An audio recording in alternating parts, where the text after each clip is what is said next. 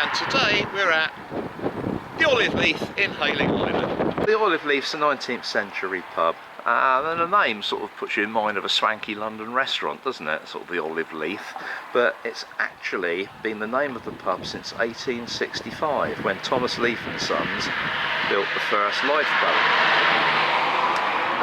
Thomas Leaf's daughter was named Olivia, so the pub was named after her. Olive Leaf, Olivia Leaf. William Goulding actually bought the land and built the pub, and he was the first publican, and he was also the lifeboat's first coxswain. Now there's a story locally that the first person to finish the pub and pull the first pint would be able to name it the Lifeboat. Well, the Olive Leaf obviously came second because the Lifeboat is up the road there, so that's a local story. Anyway, to start the walk, we're going to walk over onto the seafront and walk east. Looks like they're doing something with the car park at the moment.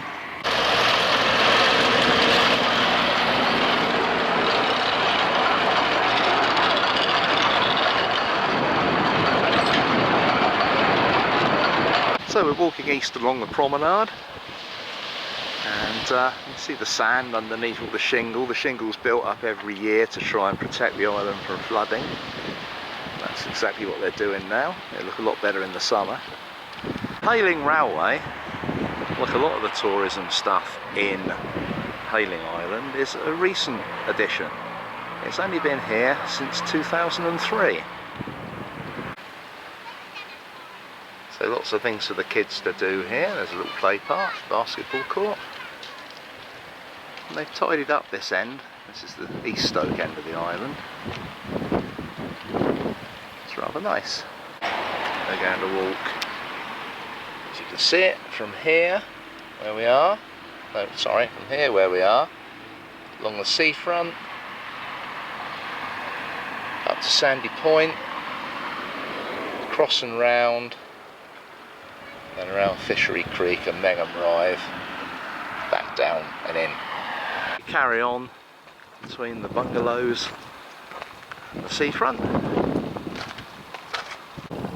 Now there we are, Hayling's greatest tourist attraction, the Great Wall of Hayling. Invisible from space. That's brilliant.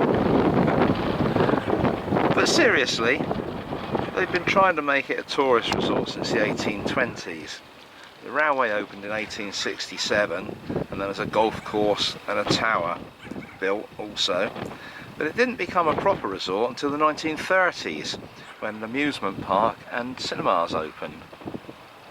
And it remains today the nice sort of place where you get locals coming. There's a couple of holiday, well, more than a couple of holiday parks, so it's quite popular with caravan people. They joke about a Roman villa, but there was one on the north of the island for about the 1st century, and it's actually been inhabited since Iron Age times.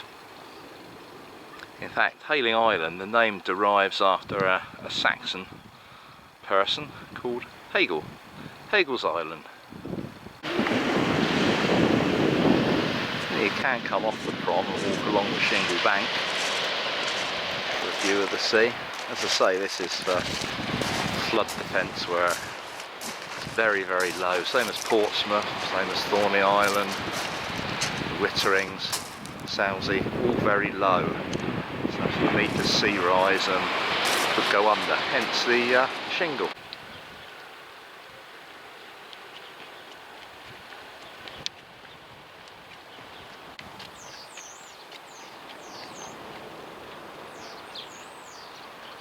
Appropriately, with these boards, in 1958, a young lad, 12 years old, Peter Chilvers, invented the windsurfer. So I think you can quite legitimately say that Hayling Island is the home of the worldwide sport of windsurfing. And it hasn't got a zoo, but this is the next best thing. It could be busy in the pub later. Now we get to the end of the concrete promenade, we're going to walk on the beach right next to the Sandy Point Nature Reserve. No access onto it because it is a nature reserve, but lovely views, and we just see West Wittering coming into view across the other side of the entrance to Chichester Harbour there. So that's a SSSi, and an SPA.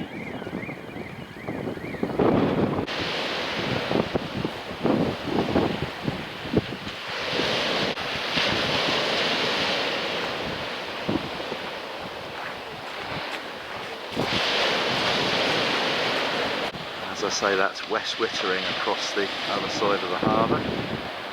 Lovely sandy duney beach. We're going to carry straight on along the beach to the lifeboat station, then double back.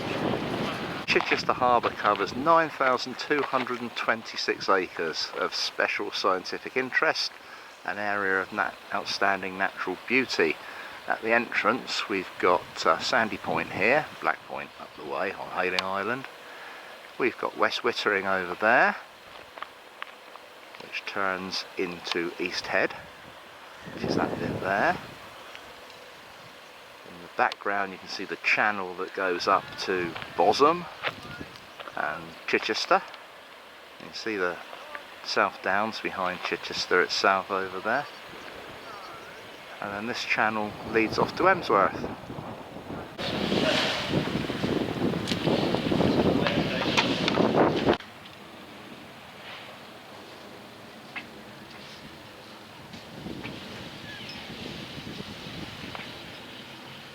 This is the Hayling Island lifeboat station. You need it with those currents and sands over there. Okay, so we're going to retrace our steps. I found a path that leads onto the path that I said branched off, so ignore that bit earlier, because we're going to take that path. We don't need to trudge back down the beach to the other end of this path, because it comes out here, look. And then we're going to take this small side path over here.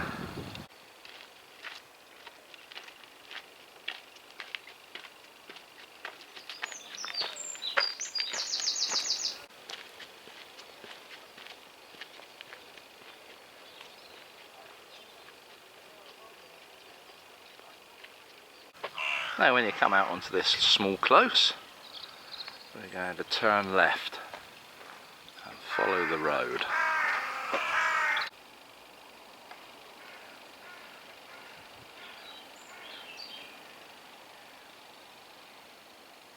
Apologies, there's a bit of road walking now to get to the next nice bit.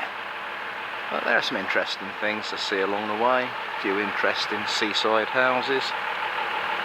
If you like boats, there's a liberal sprinkling of boats in people's gardens. And big American trucks. You see, Donald Trump. We do have Dodge Rams over here. Well, I don't think that boat gets out much.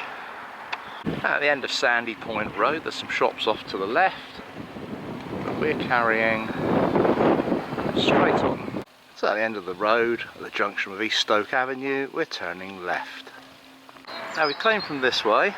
When you reach St Andrew's Church, which will be on your left, then you can either carry straight on, do a left and a right back to the pub, turn right into St Herman's Road for the second small part of the figure of 8. Now 40 or 50 yards into St Herman's Road, you look for the public footpath sign in this little alleyway, and we turn right into the alleyway. And we're back walking alongside the creek. As we continue along the creek, there's a lovely little caravan site here, touring vans and campers, motorhomes. It's called Fishery Creek. So it's got a slipway accessible from the site, and it's also got a brilliant little galleon bar, like sitting on a little wooden ship, and that's open to non-punters as well. So if you're on the walk and fancy a coffee, galleon bar up through there, up through Fishery Creek caravan site.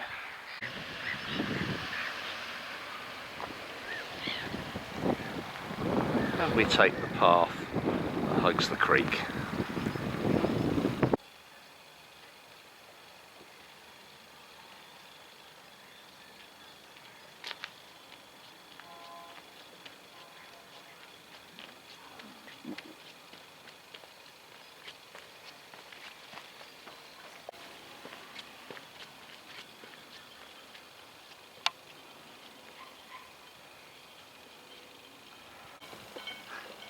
You carry on walking, keeping the creek to your right hand side, close to you, and you soon come upon Mengham Sultans and Mengham Rithe Sailing Club. Now, for industry on the island, between the 11th and 19th century there was salt making, and that was over on the other side of the island on Lakeside Harbour. There's also farming and fishing. World War II saw a rehearsal exercise for D-Day called Exercise Fabian. So we carry on around the creek, follow this footpath. Some nice houses and gardens. And across the harbour, that's Thorney Island. Better known to the military types as Baker Barracks. Was once an RAF station. And we've got an old pillbox left over from World War II when we thought we were going to be invaded. So you could have a sneaky shot at the Germans as they came up Chichester Harbour. There you go. That's inside. Can't really get round there because of the prickles. Unless I climb the wall, but I'm not inclined to. A lot of rubbish in there. See if we can get another view.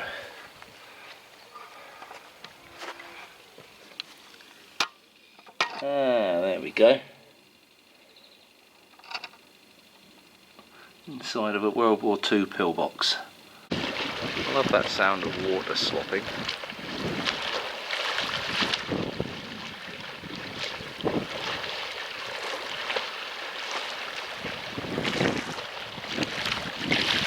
And we passed by Mengham Rithe Sailing Club. Just as a yacht comes in.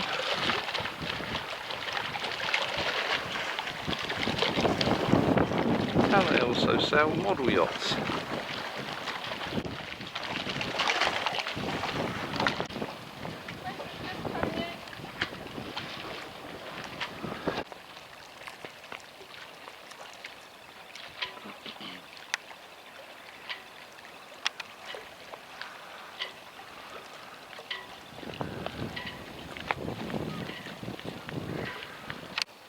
And at the cute Wendy house, we take this path to the left, so the daffies are all out in full bloom.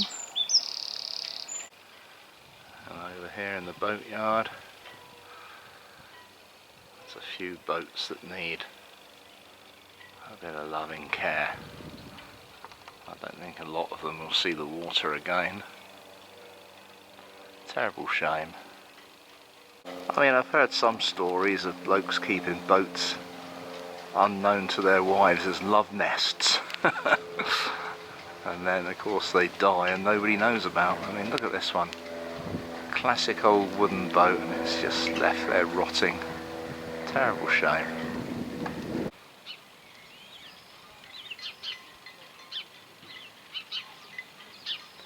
So emerging from the footpath, we're back on a residential road again. Let's follow this way. And then we turn left into Salmore Road. Sorry, that's Salmore Avenue, not Salmore Road. End of the road, we're turning left into Fishery Lane. And as it carries on past those caravans, we're going to continue with the lake to our right hand side. Then we carry on alongside the lake through Lakeside Resort Leisure Club, and that's a Warner Leisure Hotels, and they're adult only holidays. Before you get too excited, that means there's no children, doesn't mean anything else.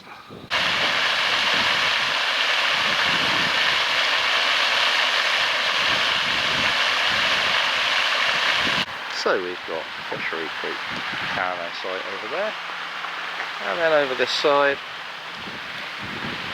we have the Warner's Lakeside Leisure Hotel. The swan built a nest, hatching eggs probably.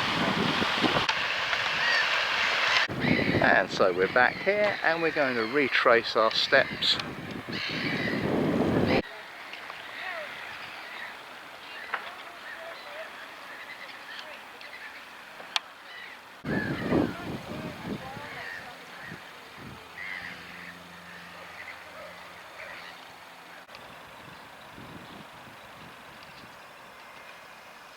not looked at the tide table, but I think we might be on springs. It's very high. Trevor edging his way around. At the end of the alley, back into St Hubert's Road, turn left, and then we're going to turn right at this next junction. We turned right and we're heading down towards East Stoke Corner.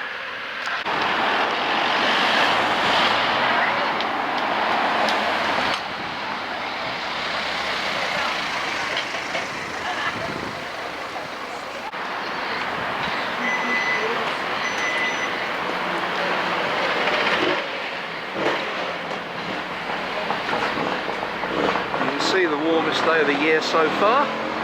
End of March, it's about 16 or 17 degrees, I think. Let's brought everyone out.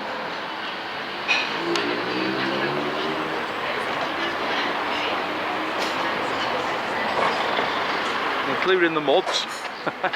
So we're going to walk back along the seafront, past the old lifeboat in to the pub.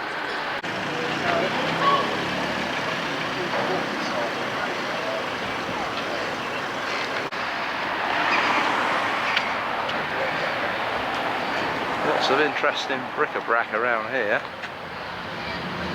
I mean, we've seen the mods over the other side of the road. Over here, look, we've got a little BSA, so there's a rocker lurking somewhere. He's hiding from the mods. One of those mods, which was an old friend of mine when I used to work, a chap called Tony. Very nice chap. Hello, Tony. Big queue for fish and chips.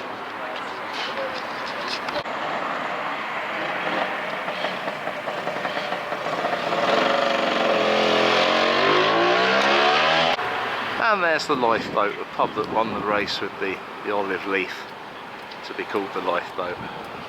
And almost back at the pub, there's a lovely house. And there goes a little train going out again.